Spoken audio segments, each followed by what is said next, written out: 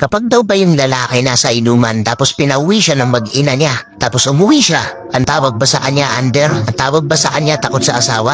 Ito kadalasan nagiging buyuan ng mga tropa kapag kagaling ka sa inuman, tapos pinauwi ka ng asawa mo, tapos pumayag kang umuwi. Sasabihin sa'yo ng mga kainuman mo, ano ba yan? Under ka ba?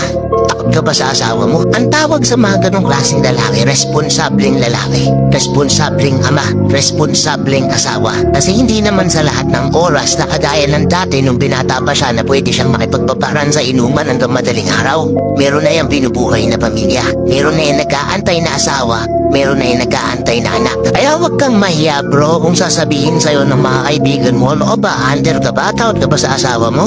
Tumahiya dun. Hindi nakakahiya yun. Pinapakita mo lang sa kanila na responsable kang lalaki. Kaya kayo mga madam, tatanungin ko kayo, responsable ng lalaki ba yung napangasawa nyo? Comment nyo nga dito. Let's go.